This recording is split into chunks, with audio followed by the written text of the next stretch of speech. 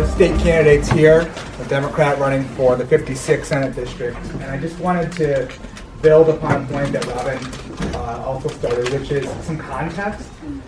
In this past year, there are 2 suburban school districts who did not pass their school budgets on the first time.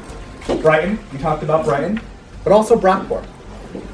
Both are in the 56th Senate District as well as a good part of RCSD. By the way, I live in the city of Rochester and I'm a proud graduate of RCSD.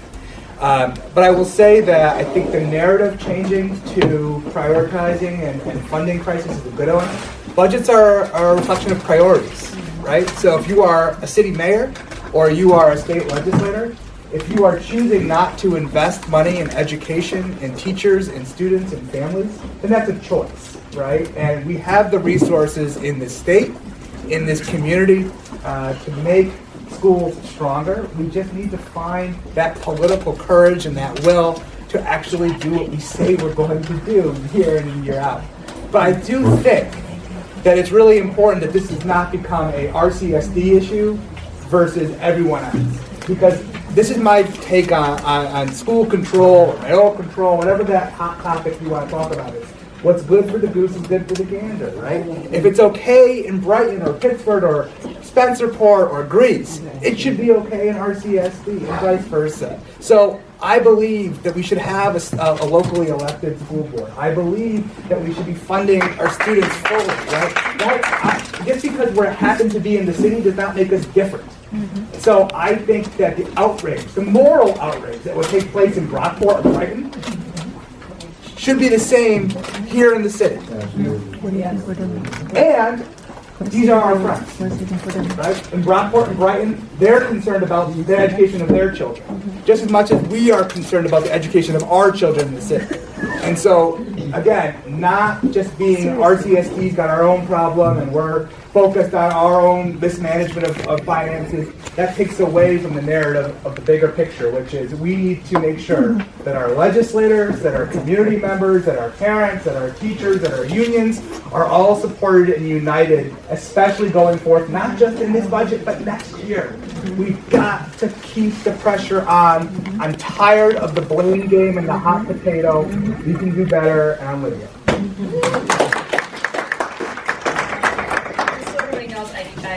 I'm done taking on for this round, but if you have something to say you didn't get a chance to. We're being underserved by a city government that's underfunding crucial services for the actual residents of the city, which is to say it's 66,000 poor, it's 66,000 people in poverty, at the expense of rich developers. Bear that flag. All right, thank you. In the black shirt, and then we're going to close this round out with Delano. I'm a new RCSD parent, and so I know I haven't been around for a while, so I might be asking a dumb question, but it sounds like a lot of the questions or the statements that people have come up with are regarding public relations. And I'm curious if the union has someone that is paid to provide that service for teachers. It seems like we all know the local news coverage is quite frankly horrid, and the comments are even beyond that. So why hasn't the union been able to control and contribute to the local news coverage in a positive way? So Matt, could we, or Candace, would one of you be able to answer this new parent's question? Yeah, well, they do have the Rochester Teachers Care videos that come out every week, and they do kind of a bright spot. Do you have anything else, Matt? I mean, we can put it out there. And I wish Seth and Justin were still here because they might be able to answer. The coverage, they like to do the negative because that's what sells. That's what sells papers. That's what I understand that, gets eyeballs to it. We're trying to put out is all the bright spots. I think the Rochester Teachers Care, if you're not familiar with the series, we've been doing it for about 3 years. During the school year, we shoot the video. We pay for it through a grant from NYSU. So it's all funded by us. It's not funded outside anything. We got a grant for it where we can highlight a teacher that is doing something special. And just from I do the behind the scenes part and then sort of logistics and getting it up and getting it out. People like to see that. I mean, our teachers like to see that. That's one of the most things that's shared on our Facebook page. But it's not going to sell papers. We all know, the teachers know, and people who are in the schools know that of the good stories, and we have an endless supply of stories for that. We have, oh, we want to do this one, we want to do this one, we want to try to do it. But getting it out there in the press, we can tell people about it, but they have to be able to cover it, and it's not just the two reporters here. They have to answer to the assignment editor and so on and so forth. I understand, and I guess my response is that if the union isn't doing that now, they probably should be doing it soon. Because we can't engage the broader community, as Robin had said, without correcting the message that's out there right now. Everyone who responds on Facebook is talking about where's the money, and I think it's like someone stole the money. Right. It's a conspiracy. So we really need to change that before we try anything.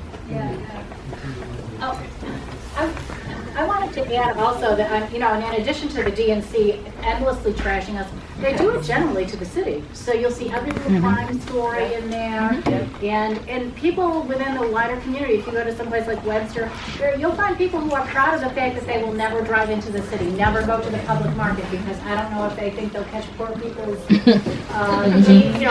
whatever it is. But it adds to this kind of anti-city narrative, and that's actually the core. That's the center of the county. Sure. I'm from Webster, and I agree with that, right? And I actually was thinking about this a lot, because I asked Webster, because the forums there are so awful, I've been trying to reshape them for some time. And so I say, why, tell me about what it means to you to be a Republican or a conservative Republican. And what they essentially said was constitutional rights. What they're not saying is human equality and equal rights for everybody. And that's a lot of what my comments will springboard from, if you've ever talked to me about it. Okay. Yeah, Webster's really notorious for that. All right, thank you. We're going to close this out with Elena. Hi, my name is Elena, and I'm with RORE as well as a teacher for Rochester City School District and a proud alumnus of Rochester City School District. I wanted to talk about the discussion for round one, and I'm a kindergarten teacher, and I actually am a teacher at one of the schools that is more funded than a lot of the other city school district schools. And so last year was my first year, this is my second, and we were able to do a lot with our kindergartners with the model that we had. We were able to offer small group instruction, the kids were thriving, and then January came and we lost a lot of our teachers at my school. So 800 layoffs for me would look like, it would be devastating. At this point right now, it's very hard to offer the small group instruction. When kids are having meltdowns and behaviors, we're less likely to be able to meet with them one-on-one and try to help them in that area, their social emotional needs. Doubling up on jobs is definitely big right now because the work still needs to be done, but we don't have as many teachers, of course, to do the work. And then also the fact that we are losing great teachers to other districts. Of course, teachers, we need stability, and we can't wait for the district to give callbacks and do all of that stuff. I have one teacher that just bought a new house, she's expecting a baby, she has to make money right now. And so waiting is not an option, but she's an amazing teacher, and there's a lot of other teachers that were laid off that are awesome, and we're losing those teachers. And it's really sad. And like when Corinne was presenting the PowerPoint, she was saying that the charter schools, they'll take these kids and then they don't want them, they'll let them back out. And then if like too many teachers are being let go or schools are being closed, then they won't have anywhere to go back to. And so, the 800 layoffs is just, it'll drive class sizes up. It's already driven class sizes up with the layoffs that we've had, but it'll make it even worse. So yeah, it's definitely frustrating for us as teachers, and it is frustrating as well for our students that used to have a great model and they don't have that anymore. Selena. Thank you to everybody that contributed to discussion round one. I'm actually going to have to make the other rounds 30 minutes just because we went a little bit long in our beginning, and we only have the space till 3:30. So the next steps on the agenda will be merged into topic 3, and so please continue the dialogue past today, of course. And also just to know, again, I'll nod at you, that means I got you. You put your hand down once we made eye contact, and I will prioritize those that haven't spoken yet. Right. That's going to be yeah, well, and just to be clear for those who don't understand the difference, right? Spin-up aid is a loan against future years of aid. It's just keeping the can on the road. It doesn't really fix the problem. It just extends it into future years. So I don't think you should be so worried about the state not making the district whole. They don't want a fire pit here in Rochester. 800 layoffs is kind of a scare tactic. That's not going to happen. I don't want to say never, but that's a very unlikely scenario. It's more about how they fix it. And so I think the messaging has to be clear. We don't want spin-up aid. Make us whole. We don't want spin-up aid. That more than anything. And then just reiterating that foundation aid should really be the focus. I know there's going to be a lot of talk about the city, and there is some discussion around city revenue. But at the end of the day, that's kind of the small potatoes versus the big pie. And so if you only have one thing you can advocate for, advocate for foundation aid, advocate at the state. They deal in billions, we deal in millions and thousands here. It's not the same. Thank you. So, in reference to like concrete action, this is a petition for a bill that's in the state senate, Bill S73, and basically it's a wealth tax to adequately fund our schools, and people are collecting petition signatures for this. I believe it's the PSA group. I don't know if Sean, you want to speak more about that, but yeah. So this is one option. It's a tangible thing that people can do. What is it? What is it? It's a revenue bill to tax the ultra rich. Yeah. So anyone who makes over $100 million, tax at 2% by 11.98%, still wouldn't be the biggest tax increase in the nation. I think California would be the highest, but it would generate revenue that would go directly to fund foundation aid. It would generate $4 billion a year, so it's more than enough to cover the foundation aid. It was introduced by Senator Jackson, who's one of the original parents who sued the state for the Campaign for Fiscal Equity. So it's a nice full circle. He was one of the original plaintiffs. They won that, and now he worked his way up to become a senator, and he's still advocating decades later for the state to fully fund foundation aid. Governor Cuomo feels he doesn't have to comply with the foundation aid, but this revenue bill would go directly to helping fund it, because we're owed foundation aid all throughout the state, about $5 billion still. Rochester, $86 million alone. But this revenue bill is basically our answer to senators who say, oh, we just don't have the money. We can't fulfill the foundation aid. Well, actually, you can. You need to tax the ultra-rich. We are the richest nation and the richest state. So you can't say that we're a progressive state or progressive nation if you're not willing to tax the ultra-rich who get their money from people like us. So, yeah, go ahead. Is the reason that the suburbs have successful school districts because... If you can just raise your hand just so that we make sure that people are on the call in order. Would you like to get on set? If I don't forget my question. Right down your post-its. Yeah, right And now. I'll just like follow up with saying we'll be collecting signatures in the Great. back, so if anyone wants to sign up, Oh, thank you. I appreciate it. I can give you the bill number. Okay, Sean. Scary to say good morning, but I just woke up. Hey guys, I'm Sean Smith, and I've heard a lot of what everything said. I love these meetings, right? And every meeting that you come to, you learn something. I feel like I take something away as a parent, and I love that, right? As a parent, I'm looking to grow. Of all the meetings that I've been to, though, I think everybody is getting on the same message with spinning the tune to appeal, right? It's ugly, but if we just keep making it sound ugly, I feel like people are just gonna start turning away a little bit, right? Because who wants to be in the suck for forever? Or look at it, but look at Flint, they still don't have tap water, but they're not showing us every 5 minutes anymore, right? Because they're still doing it. So when I was over at John's meeting, actually, I heard something that resonated with my soul. Somebody said, why don't we spin the tune to, instead of bailout, invest? Who the hell can't get behind the word invest? Right? Invest sounds like there's a future in something. A stranger would be like, well, I want to invest. Anybody wants to invest, but nobody wants to bail out. Nobody wants to help out, and nobody wants to clean up. So as parents, and as everybody, maybe that's what we should stop asking for. Maybe we should ask for what we need. Invest in us. Help us. Fund us. Right? Educate us. We will then in turn probably help you.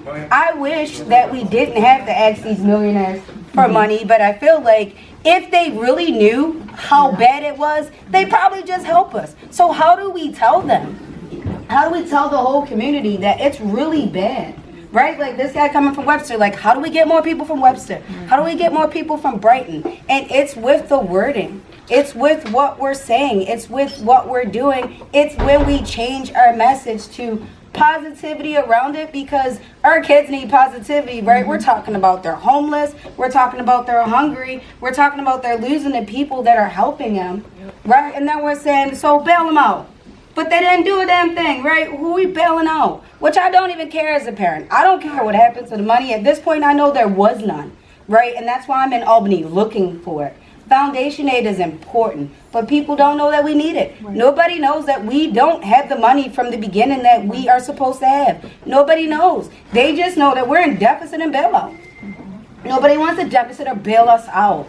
But if we educate people as to what's really happening to us, come up with a message, I think personally, that everybody can get behind, push it in every group, start with that word invest. They can't ignore us. Everybody will say it. Just like they said, we can get Brighton to push it. We can get Maine to push it. We can get anybody to push it. We just need a message, and we need to figure it out, hit the ground with it, and get the world onto helping us. We are the help. I keep saying it. We're the help. There's no great white horse. I came in on the damn Armada, and that's the chariot, as far as I'm concerned, right? And anything you drove in here is the chariot. It's their community, but we have to tell our community we're hurting. Right. And we probably need to stop telling them to bail us out. We need to tell them, hey, listen, we're human beings. We have human rights. Help us. Please support us. We're not getting what we need. If you didn't get what you need, let them know. If you're not getting what you need, let us know. Hell, we'll come fight with you too. Make it reciprocal. Right. People can get around that. Yep. I think it's that simple. Let people know we're hurting. Let them know why we're hurting. And if they don't help us, well, hell, we all fight together. It's a lot of us. But I doubt very seriously, if everybody knows that we're hurting and is smart, as organized as we are, we can't push a message that everybody can get around, and more people will jump on the support, and I think we will really make a huge change. That was just my 5 minutes of what I had. And yes, there is a petition around that tax in the ultra rich to, oh yeah, we have a meeting Saturday on my Rock, guys, I'm not even gonna lie, it's Rock Fist, Families Igniting, Students Thriving, but it's only because it's not completely decided on amongst parents, because I want everybody to have input, right? You know, I'm not a teacher, so I guess I don't have that organizational skills to be like, that's it, that's the name, this is it. So some of you should have taught me, and we probably have a damn name already. But we don't. But either way, we're moving forward, so it makes no difference. And we're talking about the same stuff that I talked here, aligning ourselves with groups like you guys, aligning ourselves with parents, aligning ourselves with anybody that's willing to get around what I just said, basically. And the more of us moving, they can't stop us, is what I was thinking. So we do have a meeting tomorrow for my group, right? Rockfest. Pam had to remind me. 11 o'clock. If anybody wants any information. Pam, it's not our meeting. Anybody wants any information, because I don't have much time here, right? We have to respect this group, then I'll be more than sure to help you. You can get it from the back. I'm going to let them move on with their group. Thank you so much for letting me speak. Where is the meeting? Huh? Where is the meeting? The meeting is tomorrow at my gym, Badass Buddies, 936 Exchange Street. Like I said, I can give any of you guys information if you need. Thanks, Sean. Thank you.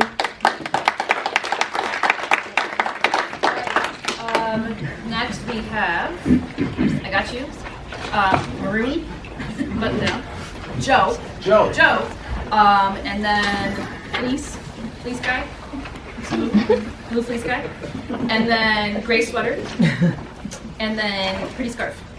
Do you like your new names? All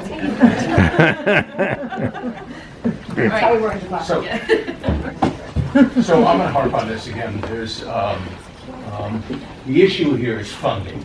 We all agree on that. I think we all agree on that. The issue is funding, and this room ought to have standing room only.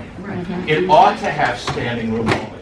So the question is, how do you get more people to come to these things? And by the way, how do you change the complexion of what it looks like, what this audience looks like? You know, it's important, I think, for people in authority, read school board members, you know, for people in authority to go to schools, to talk to principals, to get principals on board, to get principals to talk to parents, to get essentially the parents to do something about this, so that there are overflow meetings, you know? It can't just be 50 people coming to a meeting. And then of those 50 people, there's 35 that go to the next meeting and a different 15 people. It's not good enough. It's got to be a huge number of people. Busloads to Albany. It's got to be train loads. It's got to be. What would Rock Act say? What would Rock Act say? They would go to the schools and try to enlist the parents. That is a really, really difficult chore. Is that something Rock Act says? Yes. Could they do that? Yes. We've got some information on that. But it's really difficult. What would be better is people in authority, people with some standing, to go to principals, to go to parent liaisons, to tell people about this foundation money, to tell parents about the foundation money. It's the parents who are losing in this. It's the kids who are losing, but it's the parents who have a stake in this. Thanks, Joe. All right, policeman. Communication is so key, just to be able to sit down together and talk to one another and listen to what other people are saying, even if you think it's a ridiculous idea. It's wonderful to see people in the same room talking to each other about issues that may upset some people. I saw someone walk out earlier. Don't know. Anyway, so I'm just going to throw a couple points out there that I was taking notes on. What jobs are available in the city? If you're in high school, where do you go to work? Recreation centers, Hillside offers, like, you can go pretty much anywhere. Wegmans. whoever hired. The only Wegmans in the city is East Ave. Yeah. So maybe Wegmans. That's great. That's great. Students, because they have a connection between Hillside and Wegmans, do work at Wegmans, but they're not Wegmans stores in the city. So Wegmans is the big. I mean, anyone else want to chime in? Hospitals. Any other jobs? McDonald's, fast food. All right, that's a good one. That's getting pretty lucrative. I agree that the 7 sides of Rochester, with as far as the disparity, is probably the suburbs surrounding them. So the suburbs always say it's not our problem. It has nothing to do with any of us here. It's a city problem. But I think that it's probably a suburban problem, and I've been saying that. When was Brighton formed? Do you know what year? It's a tough question. Well, when Brighton was formed, the town board said no Italians and no blacks in Brighton. We've come a long way. So we came that far since Brighton was formed. It's still, lots of Jewish people. I'm sorry for using that term, but lots of Jewish people. It's basically a town for Jewish people. Does anyone disagree with that? Yes, I disagree with that. Okay, we're gonna move on. We're gonna move on. Hold on. Just to kind of keep Hold on. I'm sorry. I'm not trying to be sensational or upset people. I'm not trying to. I'm not protesting anything It's here. not about that. We have to keep on topic. And the I, topic is, what is an action that parents can do to get our demands met, and what is an action that educators can do to get our demands met? And the next one was gray sweater lady. So responding to this, let me come back to the basis. Responding to, there's people that went up far longer than I did. Let me just say, responding to this great woman with the spirit over here. The history of Rochester is so important. In 1950, when the Germans settled here after the Civil War, Look, we don't have so much to play word games. We gotta move on. There's a lot of important things that we can say. Hold on. Let's move on because we actually have to be out here by. You can be heard, but not right now, because your time is up. The time is up. I appreciate your rhetoric, but it's just not the space for that right now. I appreciate your rhetoric. What are you upset about? I'm not upset. We just gotta move on. But you're gonna make me upset. Okay. We gotta move on. So you're saying, or we can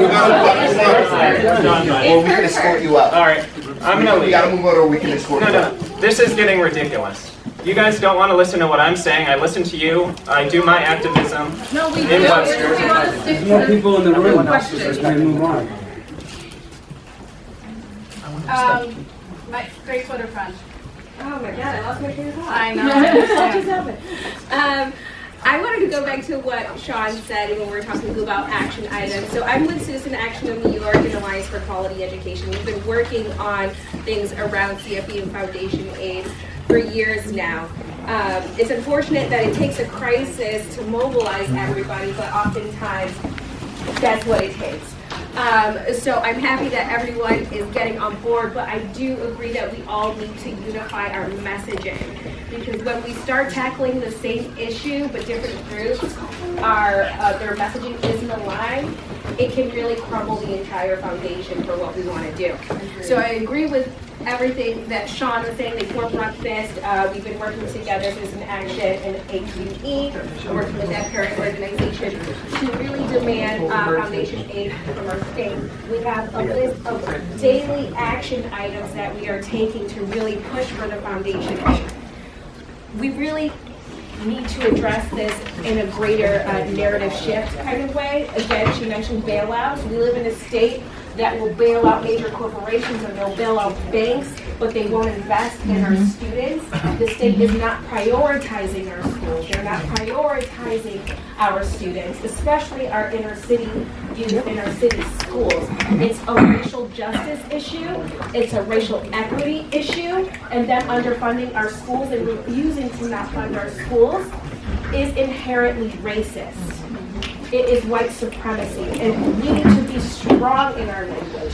We can't make it PC because it makes other people uncomfortable. We need to go hard at it. So we do have talking points, we do have messaging guidelines so that we're all unified, and I'm willing to work with anyone to get on the same messaging. And it is a statewide issue. It does impact the rural schools, it does impact suburban schools, but it's our city schools who feel the most. We're willing to take any solidarity, any support to form a unified front to really pressure the Senate to get on board and fully fund our schools. The Assembly just came out with their own version of Senator Jackson's bill so that it can get started in the Senate and then the Assembly and then passed over to the Senate. Assemblywoman Rosenthal down in Manhattan, she's the one sponsoring the bill. The bill number has not been generated yet, but this is information that I can disperse to anyone who really wants to throw down, because we do need to throw down for our kids. And we do need to get involved in politics and elect people who want to push for this. Because all and silos and trying to hold the district accountable when they're working with underfunded schools to begin with. This is typical shock doctrine. None of this is happening on purpose or by accident. This is all happening on purpose. To have a unified front, support the candidates who are fighting. That's Bronson. And fighting to support senators like Jeremy Cooney, who's on the same page for this, and Robin Mill, who's running for Congress. We need true progressivism in this community, and we can get it if we all form a unified front. Woo, woo.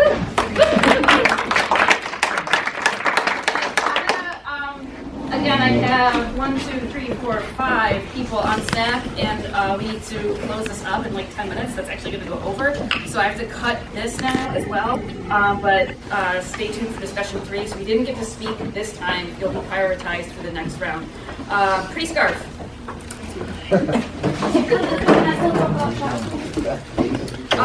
Yeah, I mean, it fits into this discussion round, but it's really what it puts in action the parents and educators. Right, that's my answer. Yeah. So I was listening recently to the Reveal podcast discussion around charter schools in New Orleans, and one of the issues they raised, and I wondered if it was a similar issue for us, is that there was no way to easily see the performance of a charter school as compared to a state-run school, because the state schools have to publish information about it, and the charter schools, although they have to collect the information, we're not actively publishing it. Not true. So one of the things that I thought was potentially an area that we could work on would be to have a website which publishes that data. I don't know how well performing all of the charter schools are in Rochester, but I think that transparency on their performance versus the school district performance would allow, maybe, hopefully, what I'm hoping is a change of the narrative on that point. You know, we'd really truly see, are these schools massively outperforming, or are they not? That was my action point on that. Thank you. I go to school of the arts, and a lot of people I know, going back to like work, a lot of students that I know have to work, and that's not just to work and get extra money, to worry about their future. Some people have to worry about their present. Now, a lot of students I know have to work because their parents can't afford for them not to. And I feel like it's such a shame that young students have to worry about not only their education, and not only do they have to fight for their education, that they also have to work to provide for their family. And I feel like at such a young age, I feel like parents, and not only parents, but teachers are supplying things in their classroom that they shouldn't have to supply already.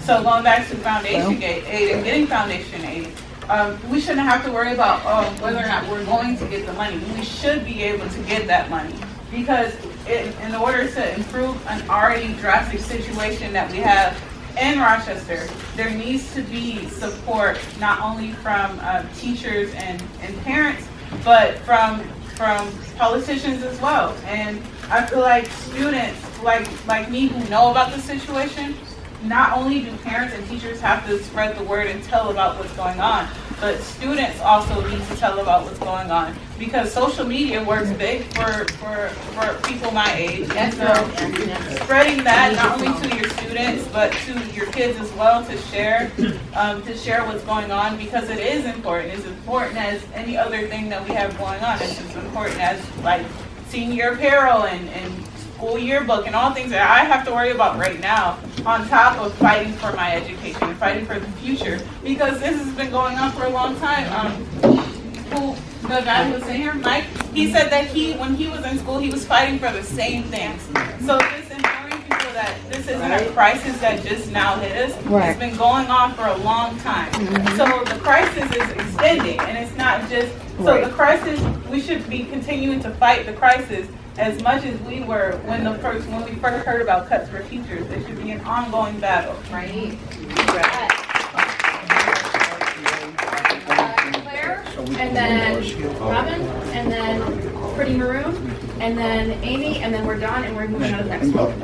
I wanted to point, actually, did you get? Yeah, can we get? Yeah, she raised her. I'm Kelly, and I actually work at a charter school.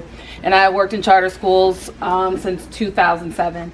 And it's not because I dislike the RCSD. I'm actually one of the people in charter schools that whenever they start bad-mouthing RCSD, I immediately shut that down, because we are all educators and we are all working toward the same goal, which is to educate our kids in this urban population. So we're all working on the same things. And I think just thinking about the actions that educators can do, because I'm hearing a lot of things. There's a lot of things that people don't know about charter schools as well and how it works. And to your point about like with New Orleans and I forget what it was, I lost it just that fast. But there are things that I think we need to come together on, and this is a great opportunity because what's affecting the RCSD affects charter schools, it affects the schools in the suburbs, it affects private schools. And so the problem that we have, as many people have already said, we're siloed, everybody's doing their own thing. If we don't come together on this, this is going to continue to get worse. This is systemic racism at its highest. And so I think the more, as an educator, I would love to think about how we can invest more educators from different areas to start talking about this problem that is not just affecting RCSD, it affects everyone, and most importantly, it affects our kids. And it's systemic racism. That's all this is. And so if we don't get serious about actually doing something, this is going to continue. Right.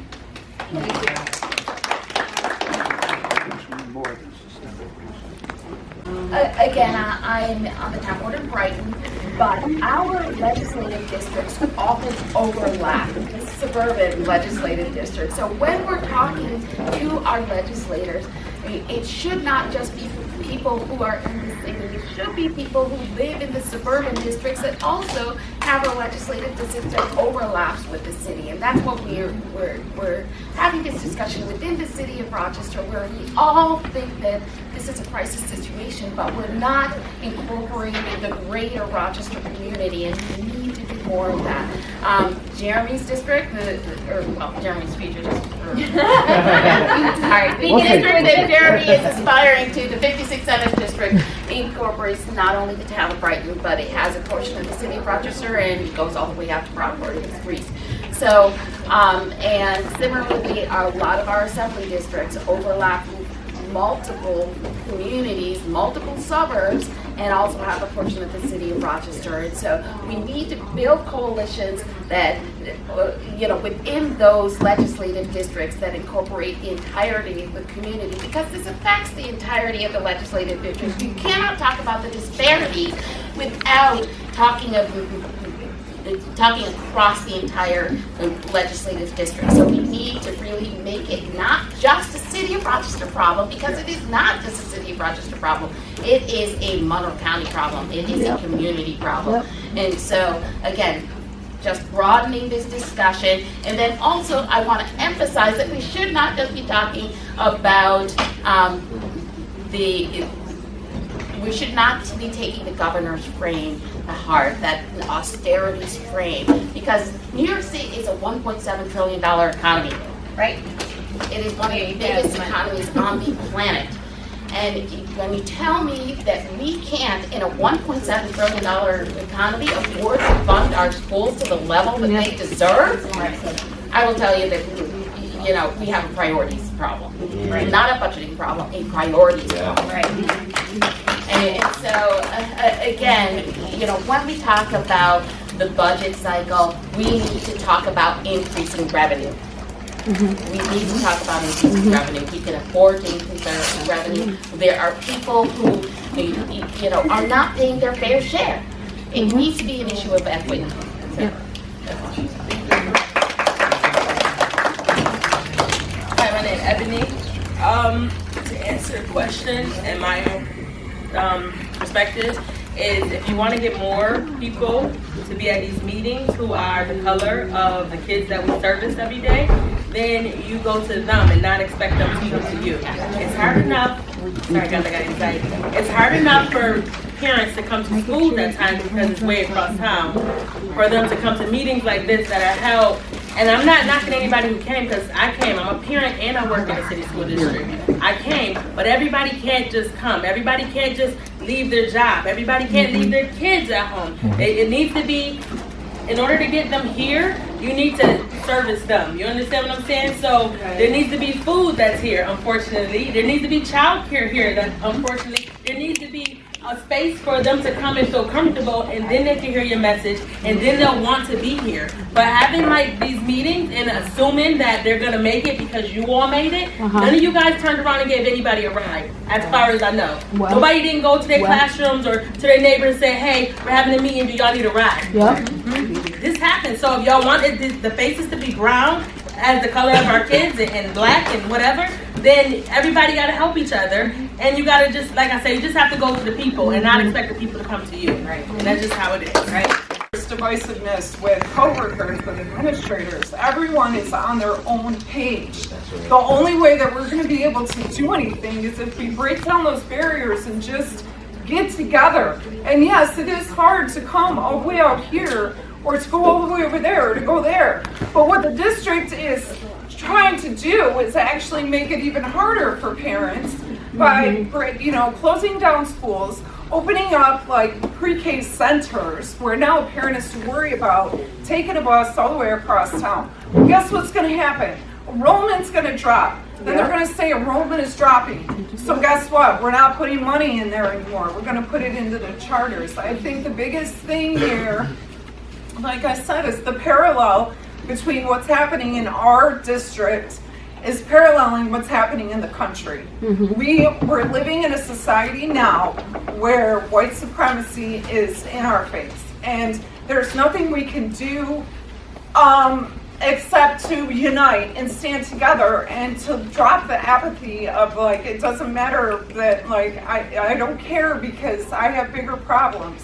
But the thing is that nothing's ever going to change unless we change. And like somebody had said, like I can't just sit here and not do nothing. I cannot just sit here and do nothing. So I am making it a priority for me to have the hard conversations with people, to let go of the fear of being a cast out in my building for wanting to make change.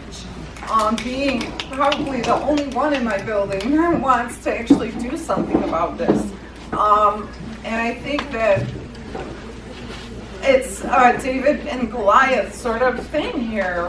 It's like that one point, like we just have to find that one sweet spot to knock this giant down.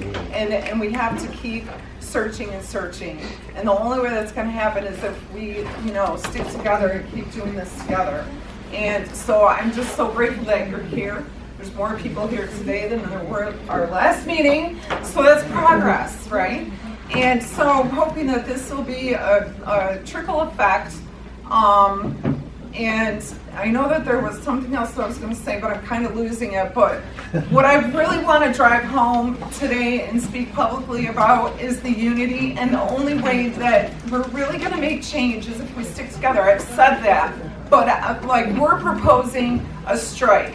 And it's an ugly word that teachers don't want to hear because they're afraid to lose their job. Right? But if we have community behind us, if we have parents, if we have organizations behind us, we can do this. We can do it. And I can't get heated up enough about it and start yelling because I think it's the only way that we're going to make change is to strike. But we need your support.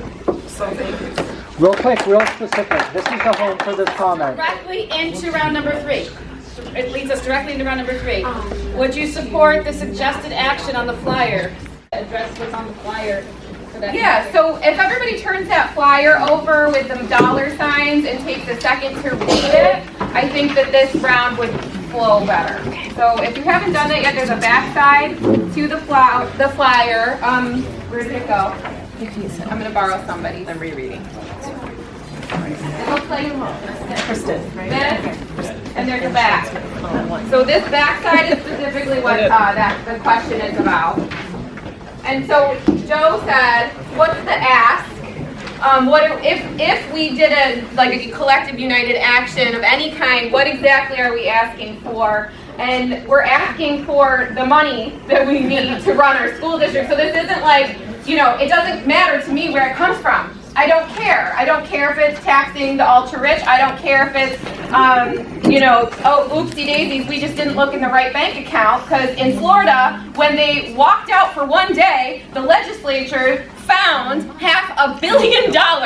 So count me in. I will walk out of my classroom with my kids. You all hold hands and leave me. I mean, like, seriously. So if that's the ask, that's what it is. I want our school, I want our kids to have the money that they need to have an education as good as anybody else in any other school district.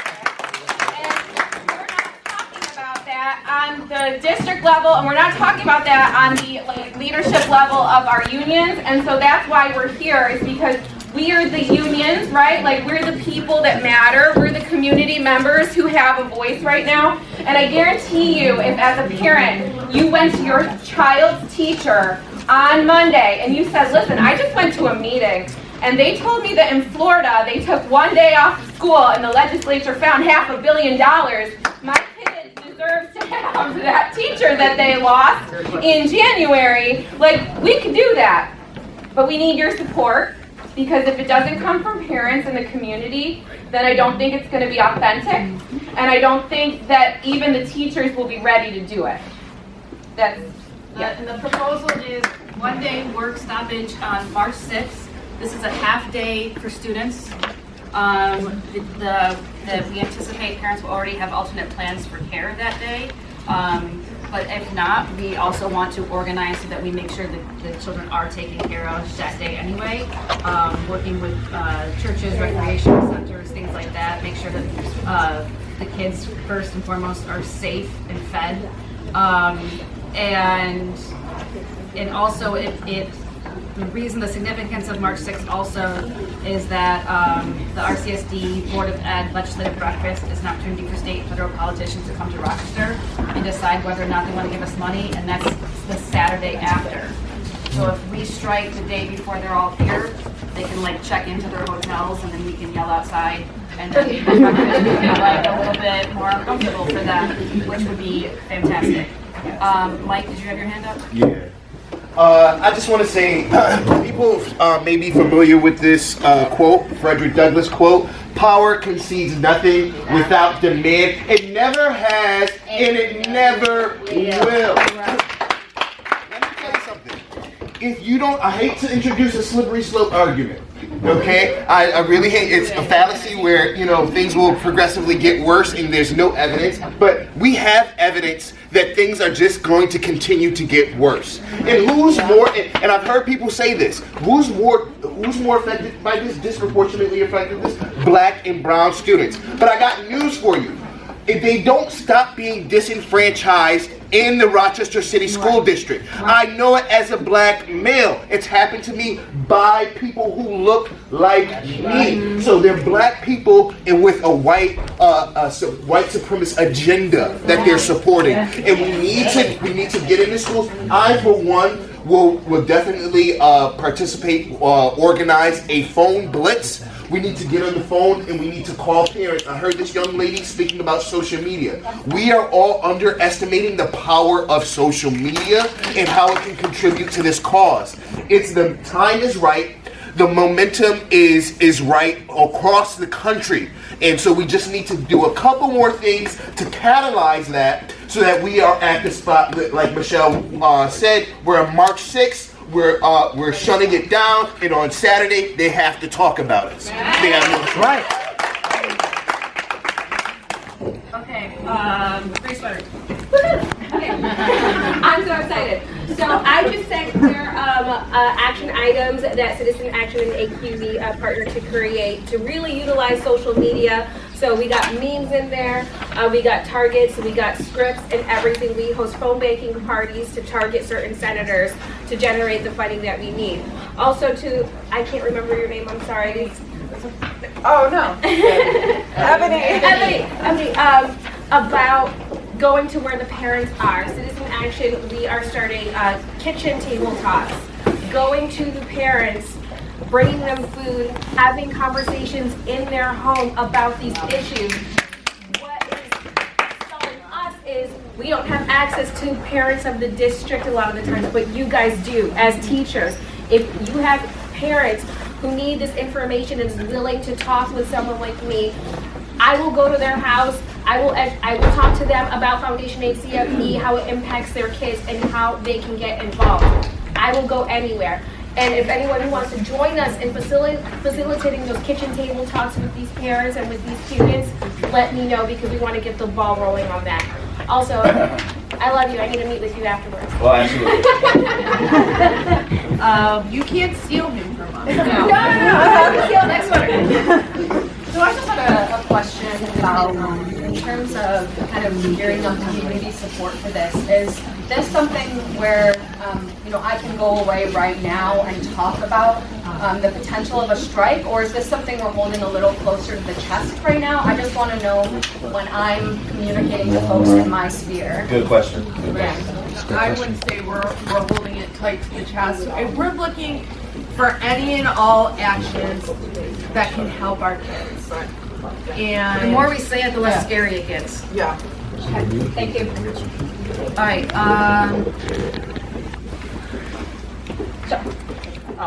Hi, everybody. Natalie Shepard. I just wanted to say and go on record, because I know it's being filmed, that I am a school board member, that I cannot support a strike. But what I do support are the facts that Claire talked about on how it is that other school districts have been able to really make people understand that you don't have a choice when it comes to supporting our students. And so a lot of the times when I come to meetings, I do take notes about things that I can actually legally take back and discuss. And a lot of what I heard today is that we're always talking about the what. The what has been the same for years since you were in school. I'm 33 years old, serving on the school board, same issues since before I was even alive. And so what I want us to focus on too is the how. And so I know that there was an option there. I do want people to realize though that the school district and the education system at large in urban areas, that we have so much going on, and we are asking our staff to do so many things other than the things that they went to school for. And so I do want people to start thinking about, even though we want to take on a charge, we want to do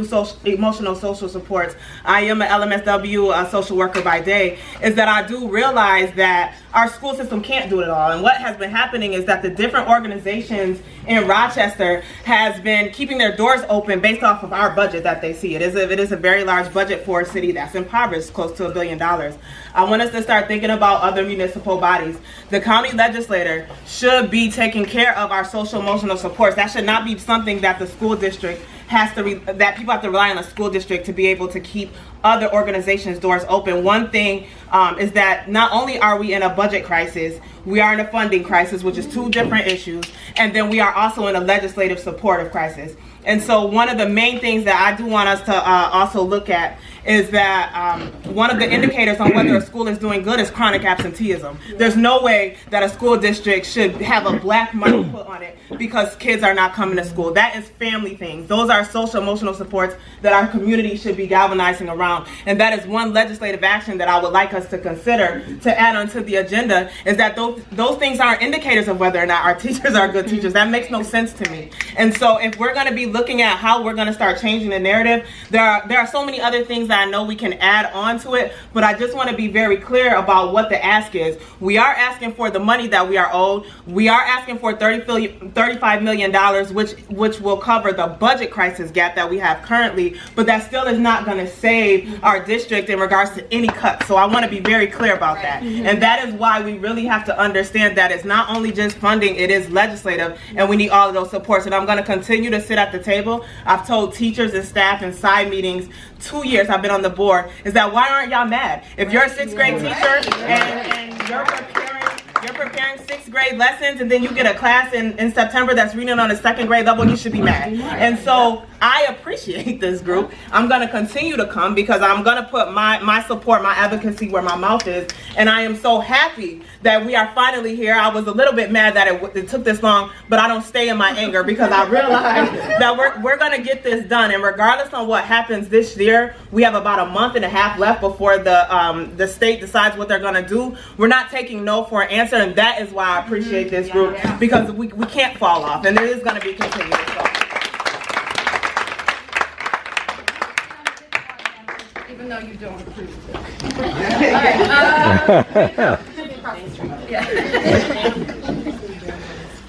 Great coat.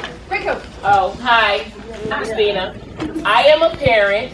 I am a big, very strong advocate for my children in the city school district. If you're willing to strike, I would not go to work that day and make sure.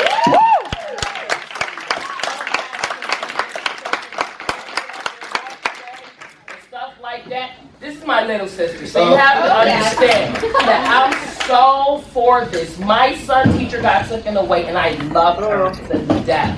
I said, but I see that everybody is losing, and people not understanding that we're losing as a whole. These kids, the graduation rate, they're graduating and can't even read right now. So something needs to be done, and it is a bad thing that it took so long, but if you're willing to do it and not talk about it, I'm willing to stand as a parent, and I'm 10,000 strong on Facebook.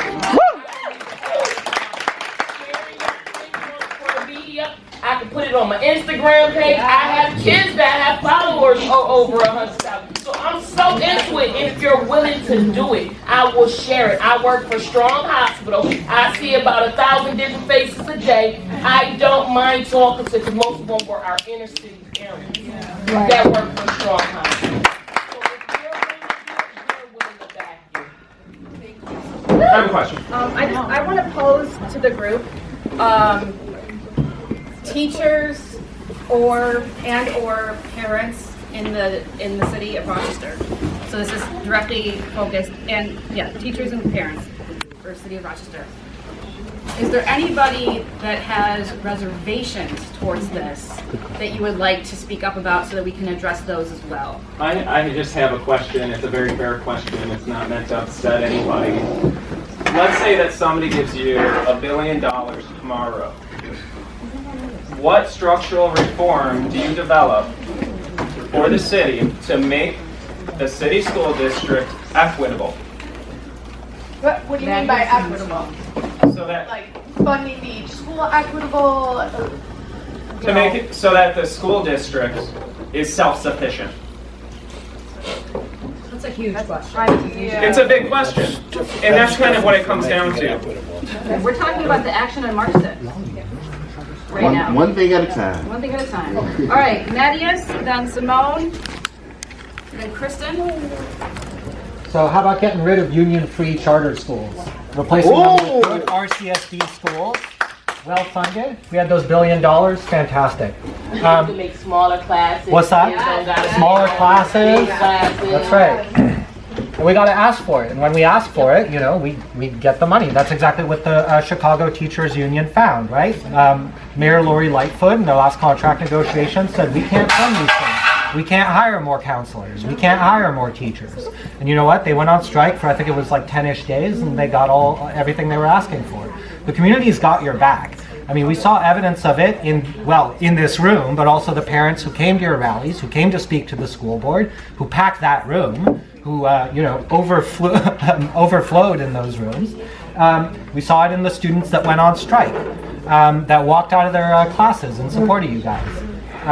So the community's got your back. And I think they recognize the tremendous risk or the tremendous sacrifice that you guys are making defying Taylor's Law. I don't know if you guys know what Taylor's Law is. It bans strikes or sharply penalizes strikes by public sector employees, including teachers. For every day they go on strike, they're losing 2 days' pay. Okay, they're putting themselves in a position where they're defying the law. And you know what? They're not the first teachers to do it. In West Virginia, they did the same thing. They went on strike again for, around 10 days, 8 days maybe, and they won that fight in defiance of a law that made it illegal. You know what the school administrators did? Because they were supportive. Superintendents across the state closed the schools so that the teachers wouldn't get penalized. Okay, everybody got a day off. Call it not a strike. It was a strike. Call it not a strike, and nobody gets penalized. That's something very concrete the superintendent could do in support of your action. Here's a concrete proposal. You guys are, the city's behind you, and you guys are forging links with the community with meetings like this, asking parents for their input. We already had a great idea, roundtable discussions with parents. How about this? I know you guys are on a short timeline. March 6th is coming up. How about bring your parents to school day? Bring your families to school day, all right? You get teachers to pick up parents, pick up schools, or, you know, I don't know, you can get the bus drivers to agree to pick up everybody. Parents can bring, you know, their young children that they're at home with, and they come see the work that you guys are doing in the classroom. They come witness what conditions are like in your school, and they come out in support of you. You know what? They come out to bring your family to work day. They'll come out to your action. They'll come out to the huge rally you guys are going to organize during this strike. Just a thought. Medius.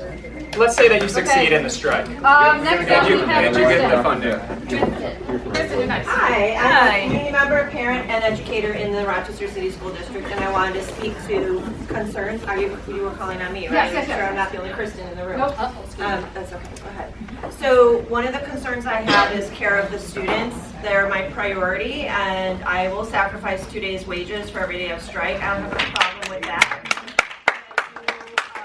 I do think we need to organize, and you've mentioned it, that we need to provide care for our children. And if parents are going to join us, then we got to make sure that they understand we've got their back.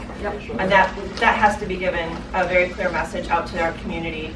I think community is going to support us. They want us in the classrooms. They want us to be fully functional. So I'm down with that, but let's make sure the kids are cared for. Yeah, and thanks, Kristen. Black Button's out here a question. I think, have you put thought to the March 6th event and who you're going to contact in order to make sure all the families are taken care of? Is it a PTA rep for each school, or how will that work out?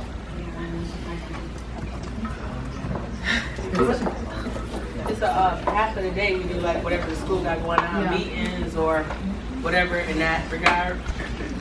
I know I work at a high school. I know for high schools it's a little bit different. So somebody that was in elementary should probably speak to that. For high school, like some of the kids, like that's actually a low attendance day. Just because really low attendance day because everything's kind of smushed into the morning. Yeah. And then you like even like the class times are smushed. Yeah. So like the kids know like there's not really much class time that day. And it's easier for some parents to just keep their kid home rather than send them and bring them back. But I don't know if in the elementary. I'm not sure we have an answer for you, but we would never do something without a clear plan, strategize with kindergartners are standing in the cold. Yeah. Right. That's what So we don't have an answer yet, but we know that it would be the number one thing we would have to address before putting anything else in place. We won't do this unless the kids are okay.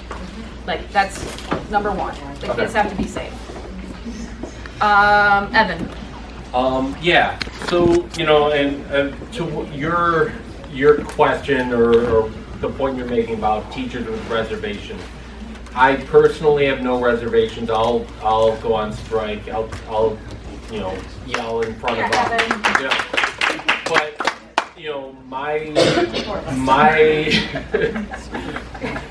question is, will we be able to get enough people on board? The paper says 3/4.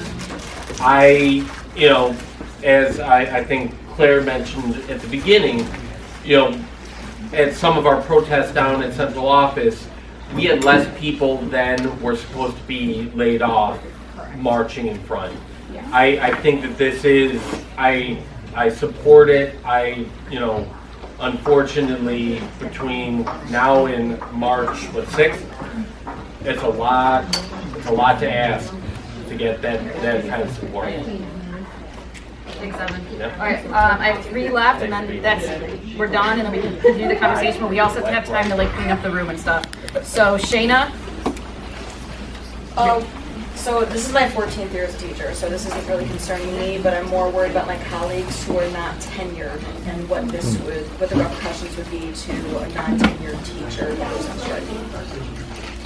I don't know that we have a specific answer, but you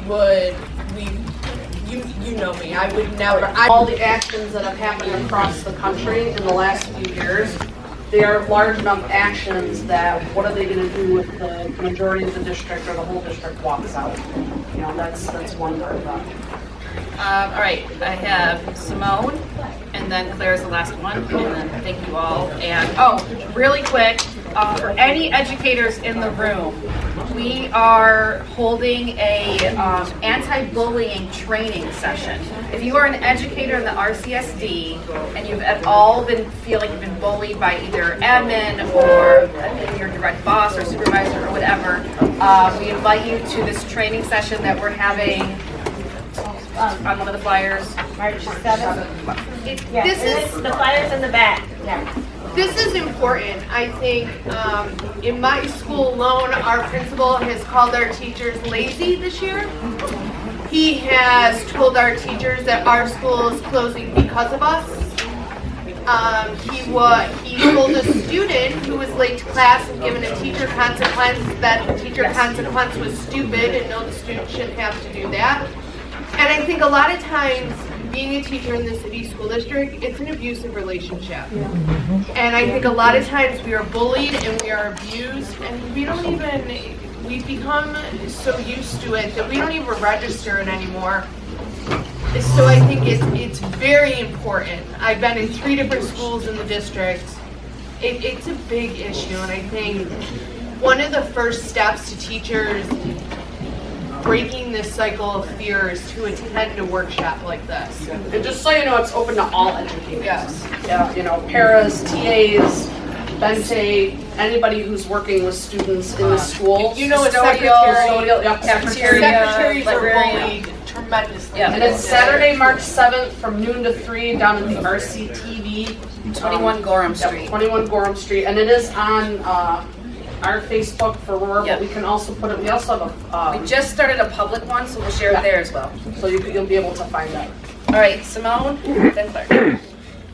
One thing that I saw when we first started leading marches for our school was that a lot of students walked out with no education on what was actually happening. So I feel like if we're gonna plan a strike, something that we need to do is tell the students why we're striking and what's going on before they go anywhere, because then we'll get support not only from students just walking out and the news coverage seeing large amounts of students, but we'll also get support from students who know what's going on and why we're fighting. I feel like that's really important, because as soon as they figure out what's going on, as soon as they realize, oh, we can lose more of our teachers, I can lose one of my teachers, that's when they will stand up even more than we already have. You know, we've gone to Albany. We have been fighting for our foundation aid. And we will get larger numbers if we just share it, as we've been doing, and we have to share it strongly. We have to let them know that their teachers are doing this for them. There's no reason why a teacher would lose 2 days of pay if they weren't doing it for a good reason. Because teachers have their own families, and not only teachers, but like everybody that works in the school district has their own families, has their own situations at home. And so, yes, you can be risking something when striking. That's like a given. I think any student will realize that. And but they also have to realize if we have large numbers, then there's no reason, there's less amount of fear that should exist, because power always comes in numbers, as we've seen in the past. Like, we've had our large amount of students walk out and they were not stopped because they knew such large amount of people were going to try to fight for this. And so I'm always a supporter of my teachers, and I will be continuously, and I will make sure that I know every student that I know knows what's going on, and that you will get support from not only them, but from their parents as well.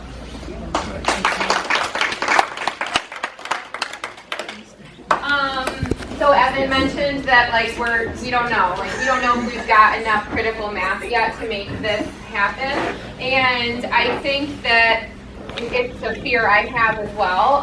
We've I think learned in the last 8 weeks how difficult this work is, of just bringing anybody together. Getting the information out is even hard when you don't have an infrastructure. So if you're in the room right now, your job is to go tell 10 people, because that's our work, right? It's just telling other people. So if you can leave and talk in school, talk to people, say, I was just at this meeting on whatever Friday, and they were talking about striking on the 6th.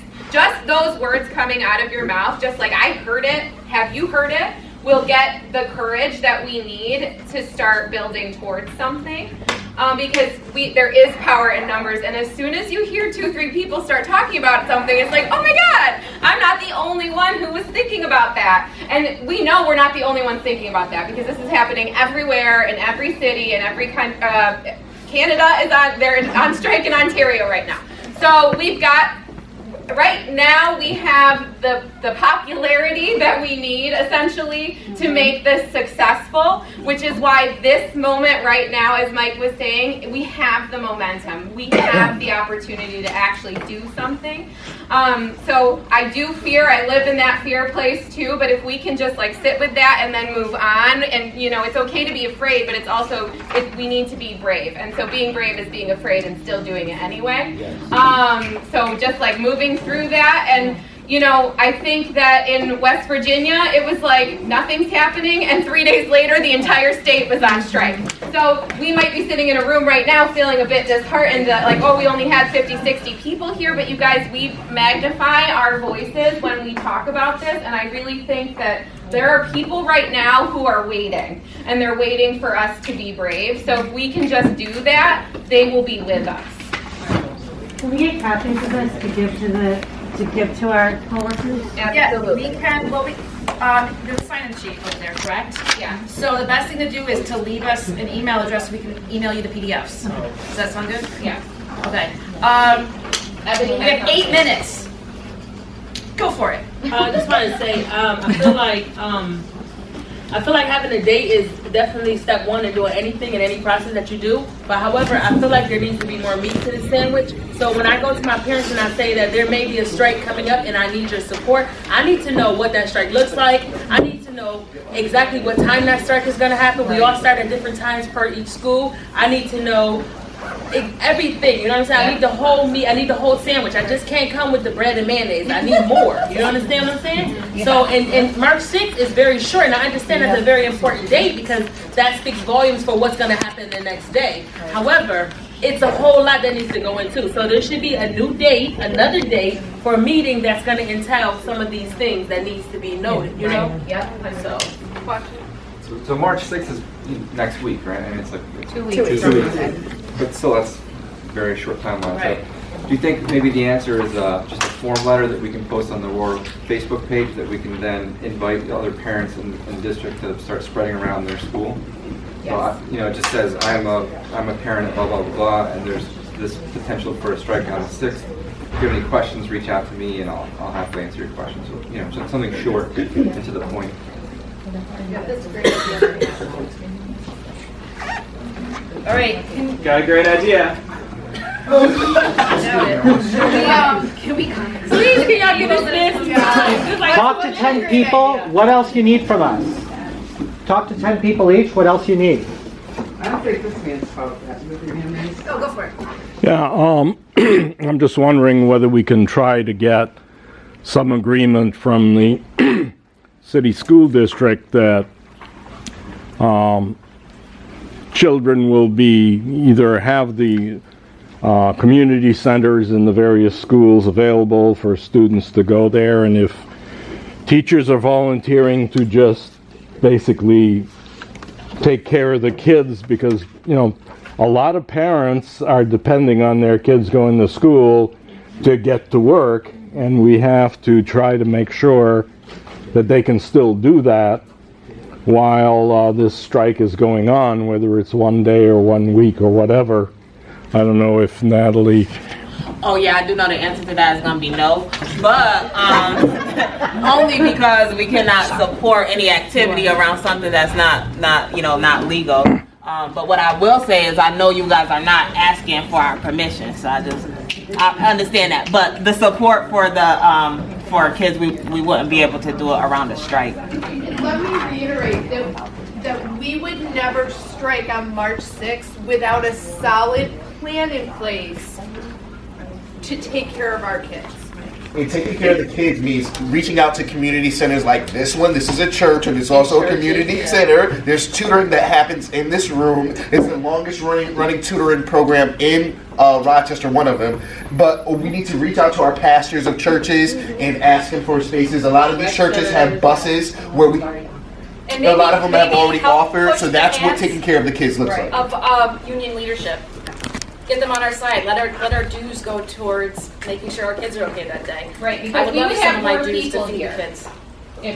Yeah, I'm sorry to cut you off. No, it's okay. Just they're not listening to us. Maybe they'll listen to the parents. Exactly. And so I'm definitely reaching out because other schools that have striked have reached out to community centers, YMCA's, churches, but each of our schools have evacuation plans, and mine in particular evacuates to a church. So if it can hold my whole school on any given day in an emergency, it can hold half of my kids when it's planned. So looking at our emergency plans to see what community center that they go to if our school was, if there was some sort of emergency is important. And making sure our kids are fed, especially when it's a weekend. We'll make sure that we reach out to certain communities like Food Link and make sure that they are fed for the weekend because they'll be missing, actually they'd be missing 2 of their meals. Okay, I don't mean to be rude. We only have 3 minutes left, and I want to have time to clean. So please continue to talk amongst yourselves, but I'm going to stop moderating so that I can help clean now. Yes. I just wanted to say that if we go to if we get critical math and we go to the superintendent, we say nobody's coming to work on Friday, they can cancel the school in the morning, which is what they've done in other states and cities. It's like, well, they're not going to be there, so we'll cancel, which also then makes it not illegal, which say it's altruistic of them. We are helping the district. We are putting ourselves on the line. Right? We are sacrificing potential paychecks. They can be altruistic and save our butts by saying, all right, school's canceled until we get moving.